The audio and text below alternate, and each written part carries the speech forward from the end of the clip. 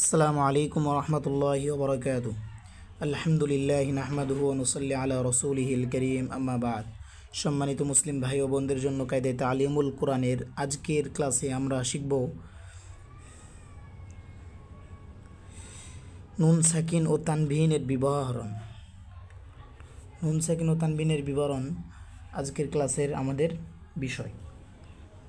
তো এখানে দেখেন, আগে বুঝতে হবে নুন সাকিন কাকে বলে এবং তানবিন কাকে বলে। আমরা পূর্বের ক্লাসে পড়েছি দুই জবর দুই জের দুই পেশকে তানবিন বলে, আর যজম চিহ্ন আমরা দেখিয়েছি যজম কাকে বলে। তো সুতরাং যজমকেই সাকিন বলে। তো এই যে একটা চিহ্ন দেখতে পাচ্ছেন, এই যে আইনের উপর যে চিহ্নটা, এটাকে সাকিন বলা হয় বা যজম বলা হয়। তো যজম কাকে বলে আমরা চিনেছি, আর যজমই হচ্ছে সাকিন। তো আমরা নুন সাকিন এবং কি সাকিন এবং তানবিন আমরা চিনি। এখন হলো নুন সাকিন কাকে বলে। আমরা তো সাকিন চিনি, নুন সাকিন তো চিনি না। নুন সাকিন হচ্ছে যেই হরফের উপর নুনের উপর যদি সাকিন হয় তাহলে ওটাকে নুন সাকিন বলে। যদি বার উপর সাকিন হতো তাহলে আমরা বলতাম বা সাকিন, তার উপর সাকিন হলে আমরা বলতাম তা সাকিন। এইভাবে যদি নুনের উপর সাকিন হয় তাহলে আমরা বলবো নুন সাকিন। তো আমরা অবশ্যই ক্লিয়ার হয়ে গেল নুন সাকিন কাকে বলে, তানবিন কাকে বলে সেটাও আমরা জানি। তো এখন হচ্ছে বাংলাটা দেখেন, নুন সাকিন ও তানবিন চার প্রকার। আমরা নুন সাকিন তানবিন চিনি। এখন নুন সাকিন ও তানবিন চার প্রকার। এক, ইকলাব, এগুলো মুখস্থ করে নেবেন। এক ইকলাব, দুই ইদগাম, তিন ইজহার, চার ইখফা। তো এইভাবে মুখস্থ করবেন, নুন সাকিন ও তানবিন চার প্রকার, ইকলাব, ইদগাম, ইজহার ও ইকফা, এইভাবে মুখস্থ করে নেবেন। হ্যাঁ, এখন দেখেন ইকলাব অর্থ কী। তো আমরা জানি ইকলাব অর্থ পরিবর্তন করা, কারণ আমরা এখানে দেখলাম ইকলাব অর্থ কী করা, পরিবর্তন করা। এখন ইকলাব অর্থ কী পরিবর্তন করব, কাকে পরিবর্তন করব, এজন্য তো একটা হরফ বা কিছু লাগবে। এখন দেখেন ইকলাবের হরফ একটি, এটা মুখস্থ করবেন। এগুলো এখান থেকে নিয়ে শুরু করে এখান পর্যন্ত যেমন পর্যন্ত মুখস্থ করবেন একবারে ঝরঝরা। ইকলাব অর্থ পরিবর্তন করা, ইকলাবের হরফ একটি বা। এখন আমরা এই ইকলাবের হরফ একটি বা এটা বারবার আমরা প্র্যাকটিস করব, যে ইকলাব অর্থ পরিবর্তন করা, ইকলাবের হরফ একটি বা, ইকলাব অর্থ পরিবর্তন করা, ইকলাবের হরফ একটি বা। এইভাবে বারবার প্র্যাকটিস করে মুখস্থ করব। হ্যাঁ, পরে দেখেন নুনে সাকিন বা তানবিনের বামে ইকলাবের হরফ বা আসিলে, কি বললো, নুনে সাকিন বা তানবিনের বামে ইকলাবের হরফ বা আসিলে ওই নুনে সাকিন বা তানবিনকে মিম দ্বারা পরিবর্তন করিয়া গুণনাহর সহিত পড়িতে হয়। কি দ্বারা পরিবর্তন করিতে হয়? এই যে মিম দ্বারা পরিবর্তন করিয়া, শুধু পরিবর্তন না, পরিবর্তন করিয়া গুণনাহর সহিত পড়িতে হয়। গুণনা ছাড়া পড়লে হবে না, পরিবর্তনও করতে হবে প্লাস গুণনাহ করতে হবে। হ্যাঁ, যেমন এখন আমরা উদাহরণগুলো পড়ব, সকলেই খেয়াল করবেন। এখানে দেখেন মিম নুনজের মিন বা আইন জবর বা দালজের দিয়ে মিন বা আদি হওয়ার কথা ছিল, কিন্তু আমরা জানি এটা গুণনা করে পড়তে হবে এবং মিম দ্বারা পরিবর্তন করতে হবে।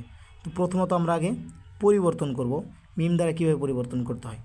তো মিম নুনজে মিম যদি হতো মিম নুনজের মিন হয় তো মিন হবে না, মিম নুনজের মিন হবে না। আবার এখানে যদি আমরা মিমকে ধরি মিম মিমজের মিম, তো মিমও হবে না। তাহলে কিভাবে হবে পরিবর্তন? মিম এবং নুন এই দুইটার মাঝখানে হবে পরিবর্তনটা। যেমন মিনও হবে না, মিমও হবে না, মাঝখানে হবে মিও। দুইটার মাঝখানে দুই ঠোঁট সামান্য পরিমাণ ফাঁক রেখে উচ্চারণ করতে হবে মিও, আর গুণনা করতে হবে প্রায় 3 আলিফ পর্যন্ত। যেমন মিও বা দি, অনুরূপভাবে এই সবগুলো উদাহরণ এইভাবেই পরিবর্তন করতে হবে, এইভাবে পরিবর্তন করতে হবে এবং এইভাবে উচ্চারণ করতে হবে, এইভাবে গুণনা করতে হবে। যেমন দেখেন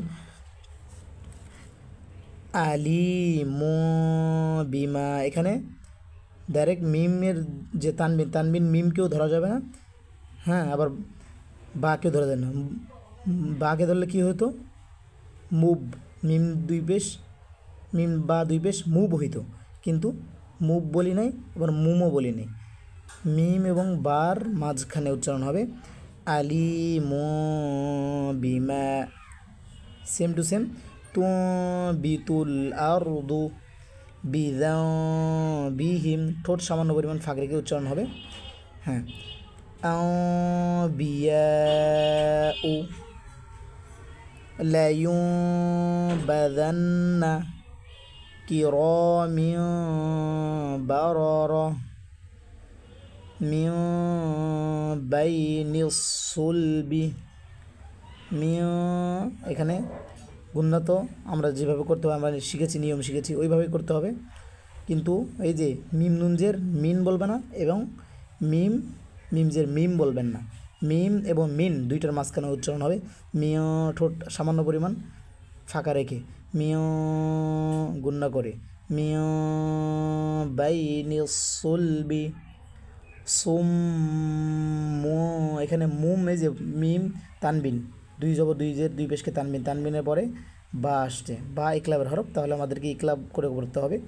আর ইকলাব কীভাবে করতে হয়, মিম দ্বারা পরিবর্তন করে গুণহর সহিত পড়িতে হয়। তাহলে এটা তো প্রথমটা তো অজীব গুণ, আমরা অজীব গুণ পূর্বের ক্লাসে পড়েছি।